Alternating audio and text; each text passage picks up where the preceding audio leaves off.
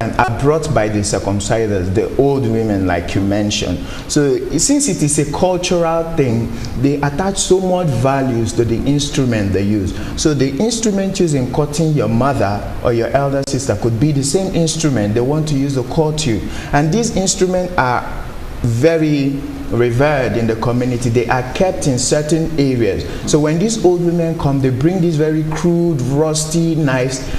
They use it to cut you, and the method of sterilization, since they are old and live in rural areas, they might not have very good means of sterilizing those knives. So they just use the same knives to cut other people. And like I said, it predisposes the girl child to several infections, sexually transmitted diseases, including HIV. And we know how much effort has been put in Nigeria today to try to curb HIV. Not just HIV, there is syphilis, there is the E. coli bacteria that can be introduced. There are several other diseases that can be introduced to the girl child at the point of cutting.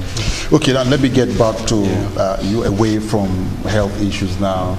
Now, their rights, whether we like it or not, is violated, because most times it is done out of their consent and doesn't give the girl to have decision on her body. They don't take decision. Some of them are even tricked into doing that. And funny enough, some parent resident in the city center, equally trick their children to go to the village and have that done. Right. What can we do legally, to prosecute those that are involved in this? Yes, so that is where the anti-FGM, come in place. Goodluck Jonathan, before he left office, he put a ban on the crime, and even though it had not been enforced, consistently in all the states. And on a personal standpoint, I feel that every local government, each of the 774 local governments should be involved in, but there are some local government that don't practice that. That's what I'm saying. So it should be enforced. And not just that, we also should engage traditional rulers where you have them, promoting the FGM to ensure that no family participates in so. Because if you look at it, the number is so huge. I know globally there are about 200 million girls who have practiced, who have undergone female genital mutilation, though the statistics is not even that well known, as just an estimate. And in Nigeria has 10% of it. 200 women, 20 million women in Nigeria have undergone that process. So it's just huge, and most times between the infancy and age 15. The statistics shows that 16% undergone the practice before their first birthday, while for 82% before the age of 5. So there should be the traditional ruler should be engaged, and also the health practitioners should be educated on how to care for those who have undergone FGM, how to provide counseling. Then there should be much advocacy, in rural communities, so that they be discouraged from such practice.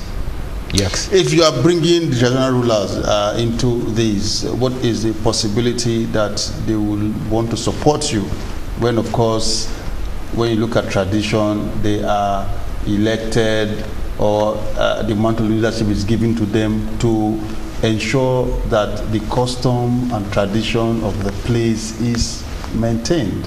And which traditional ruler will want to say, this what my forefathers or those who sat on this throne did, I am not in the position to overturn that?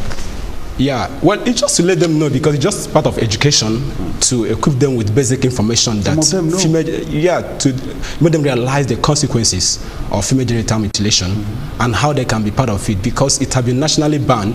So each community should make sure that the ban is effective in his or her community. So by the time they are well educated that this is a crime, this is a violation of human rights, and they should be part of the fight against it. That will help, because they have authority, they have power. So when a traditional ruler says this should not be practiced, the community, that's if they want to. What we are saying here is, you understand what I'm saying? I get you. He wants to make sure the culture and tradition of that place continues. Okay. He's seen as someone who is a custodian of the culture and tradition of that place. And he would not want to be seen changing some of these things. I tell you of a friend, just few months ago, just few months back, told me that the wife is pregnant, and in his place, if the wife is pregnant, she has to undergo, circumcision, mutilation. She has to. It varies. Yeah. Some is young before they are married. Some is at the point of getting married. Some is when you take in, before you put to bed, you must make sure that is done. And I said to him, "You're enlightened. Why are you into this?" He is a graduate. Yeah. Very, very an enlightened person to the truth. Why are you into this? Say, forget that. This is tradition. That his wife has to do it. And he paid, gave her money, and she traveled, and that was done. In that place, this thing happened like 2 months back. In that place, they have traditional ruler. In that place, they have village head who, of course, may have agreed to ensure that that practice, is stopped in that community. But it still happens.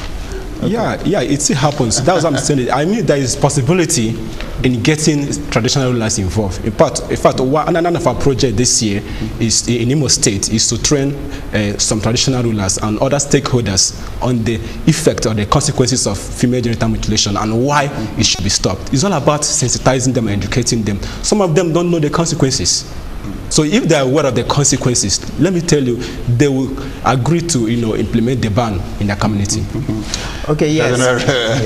Rulers. Yeah, that is why at the Girl Generation we do not use words like fight. We do not use words like we come to destroy. Yeah. We understand that FGM, like I had mentioned earlier, is a deep-rooted cultural practice. It has existed for years, even before some of us were born.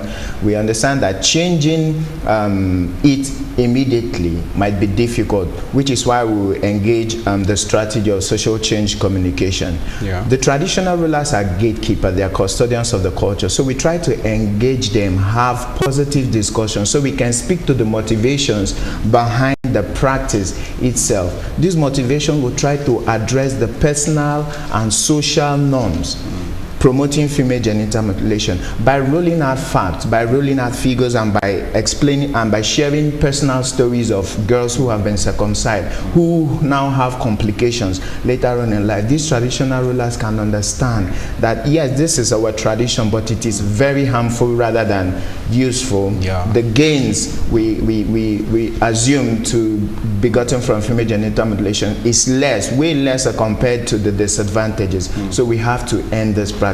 It is a social change communication movement that we are using, and that is why we focus more at the Girl Generation on young people. The older generation might be stiff, might be unwilling to shift grounds when it comes to changing this practice, but as leaders of today, not tomorrow, who are growing up to be fathers and leaders in the society, some of us will later become traditional rulers ourselves. Yes. So when we are sensitized enough, like my friend had mentioned, when we are educated and enlightened enough about this practice, then we can begin to change the traditional practices. It is something we can change in this generation. It is a generation of young people. It is an uphill task, but we are doing our best, and with time we would see that female genital mutilation is actually abandoned in Nigeria. But have you guys engaged National Human Rights Commission on this?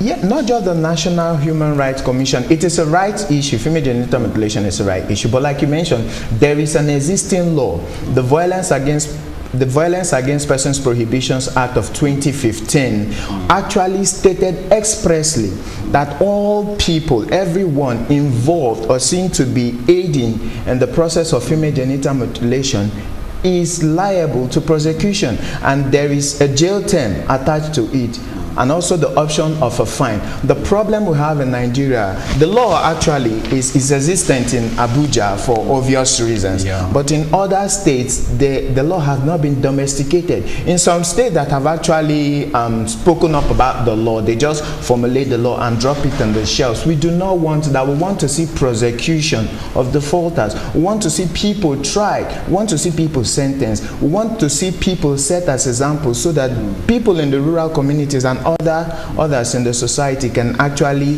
say no to this process. And you mentioned something about your friend who, although enlightened, still took his wife for female genital mutilation. She has to be part of it. I want to say that we see because he feels that will make him a proud, man before his friend, before his kinsman. Yeah, that is the identification we are talking about. People want to be identified in the society, and they want to tell that your friend that he is putting his wife at risk, a very serious risk. His wife could die. His wife can be infected during the process. And also, we see female genital mutilation not just as a medical issue, but also a social issue.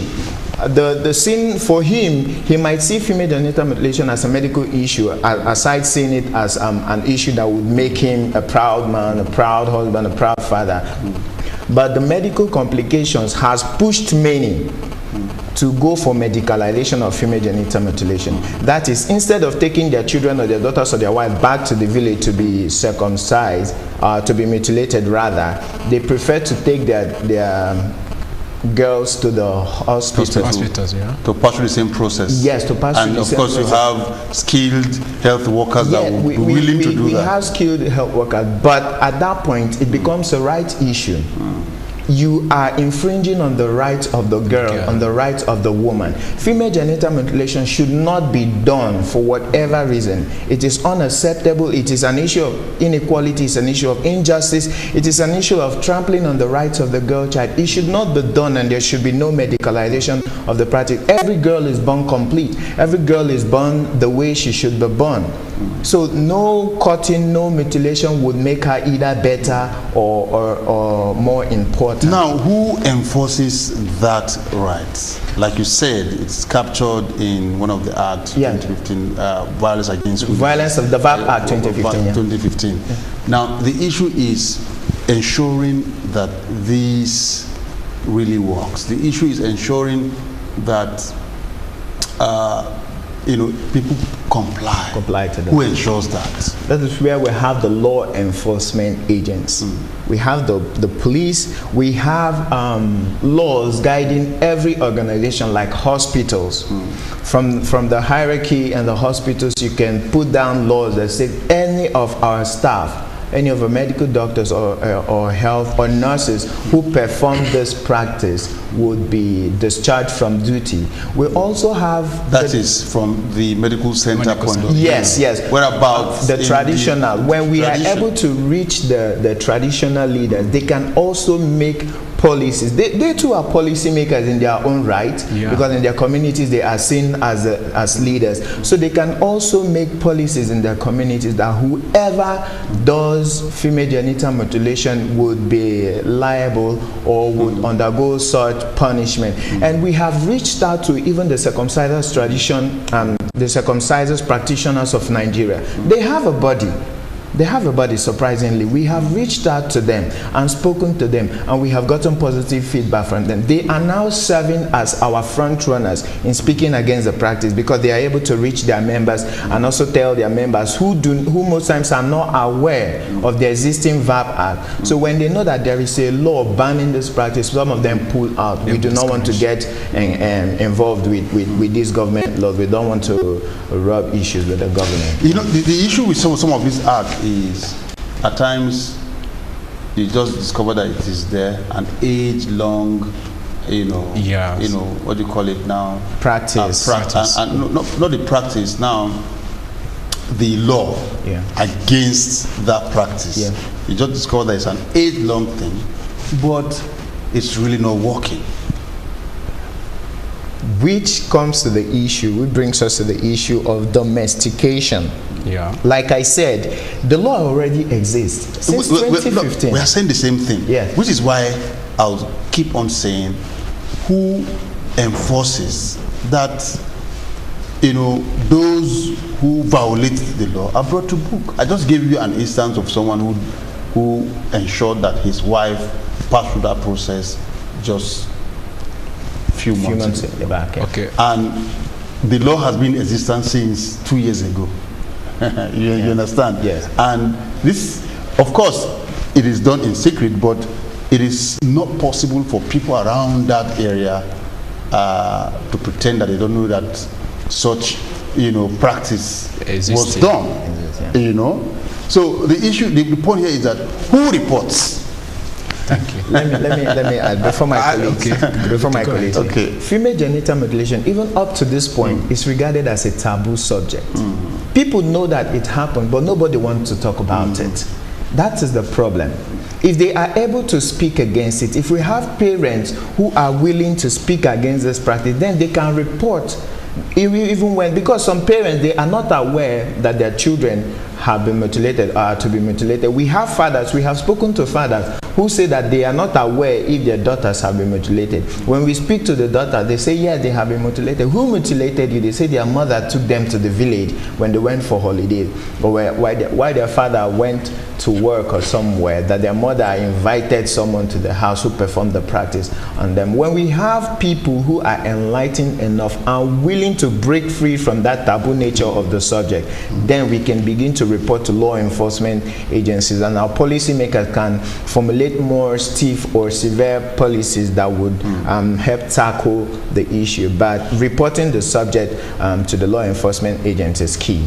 Just like what you said, the problem we have is just people are not aware that this is a human rights issue. Majority of people, because if you're not aware it's a human rights issue, you might see it and just overlook it. But when you're aware that this is a human rights issue, you know that this is your right. If you observe such thing, you just report. If you see something wrong, you report. And for agencies that enforce the law, they base on our reports. They're not everywhere. These individual citizens who are aware that this is a crime, this is a human rights violation, and when they observe such thing, they report to the agency. The agency will now, prosecute the perpetrators. So I think that is where the problem lies, and that is why there is need for massive awareness in rural communities, so that everyone knows that he has a role to play, in eliminating such practice. But since that law has been in existence, how many persons have been prosecuted? Well, there's not statistics yet, but I'm aware that some people have been persecuted. But it's just very low. It's not encouraging. It's insignificant. So there is need for more awareness. In fact, we are doing a pilot project. We want to do a pilot project in Kuje, train 100 women, then we just empower them to go to the communities, create awareness, and then observe and report. Within 1 year, we know how many people that have been, have undergone such thing. So if there are recent incidents, they report. And when they report, we now take the report to the law enforcement agent to, put a ban. So once we do that pilot project, that will help us to replicate such in different states. And also at the Girl Generation, we are working together with the law enforcement agencies, or the police, the civil defense. Everyone who is a law enforcement agent should be aware that this is a practice that has a law against it. So we'll work together with them, and we are coming up with a program that would take together with us, along with us, the law enforcement agencies, to communities we have identified that does this practice. But again, you must understand that if you come with force, with so much force, these people can withdraw back to secret and still perform the practice. So while we engage the law enforcement agent, we also try to talk to these people. It is an issue of discussing about it and speaking to their motivations, why they're doing this practice, why highlighting the challenges or the disadvantages of it. It's a social change communication strategy we are using. So with time, people will begin to understand that we actually have to abandon this practice. But the law enforcement agency, they've been very supportive, and they're also assisting us in the way they should. But the crux of the matter, does genital mutilation really prevent promiscuity? It doesn't. It doesn't in any way. We are living in a society where the statistics my colleague wrote out of about the estimated 200 million girls and women who have undergone female genital mutilation in the world, about 10% exist in Nigeria. And female genital mutilation have been done years back. We still have pockets of promiscuous men and women in the society.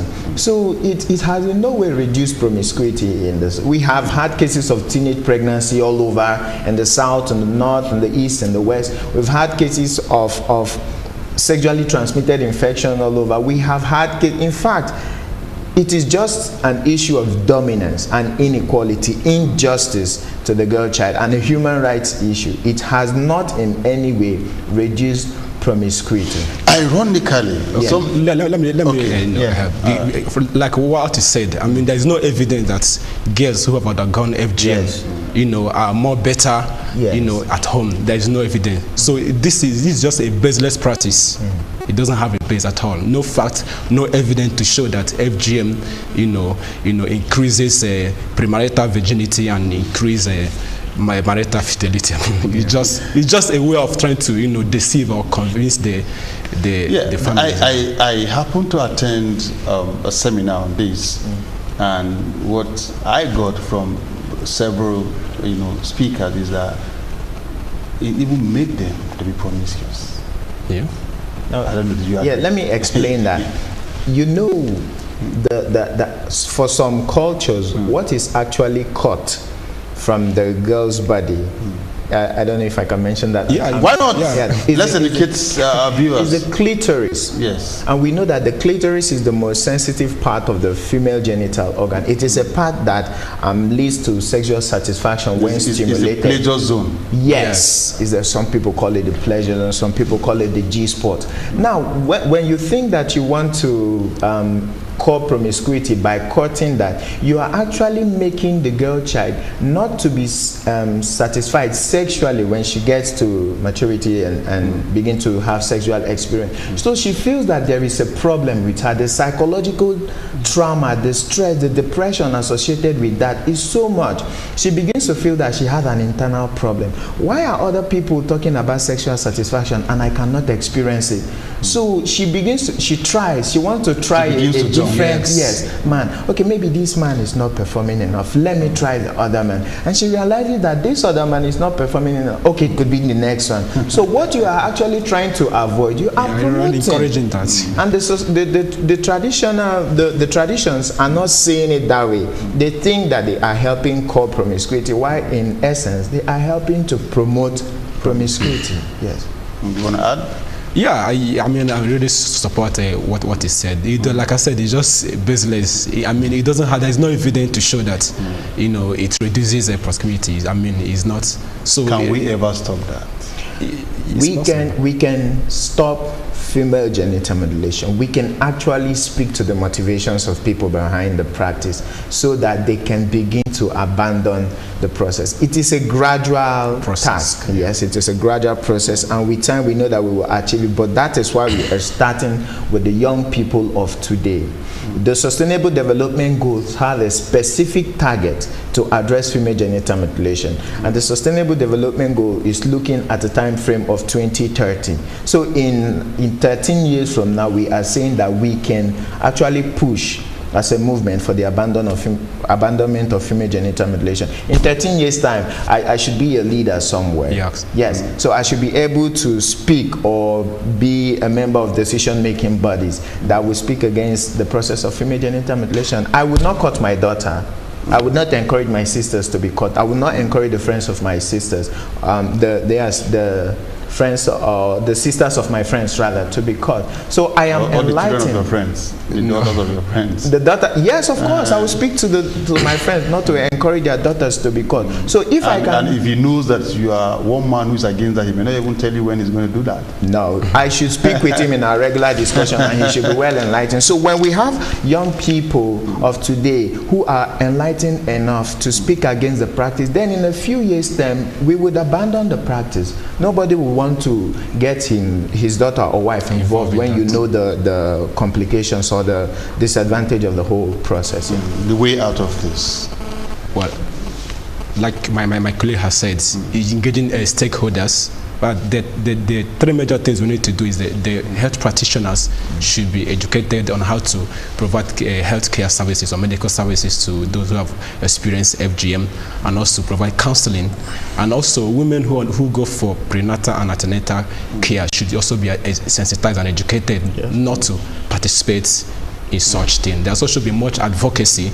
I mean, every community should be aware of the ban and also should know how to report when they observe But such. what should be done to health centers that practice that? When they take for the medical practitioners, they would give you a standpoint of healthcare, that okay, you are bringing these girls to be mutilated. We are offering you a good practice. We are offering you healthcare that will not expose them to diseases or infections, while back in their rural community they could be exposed. But at that point, like I said earlier, it becomes a rights issue, a human rights issue. That if I bring my child to you, my girl child to you, and tell you that help me cut one of her eyes out, because I do not want her to see too much. I believe if she have 2 eyes, she will see too much.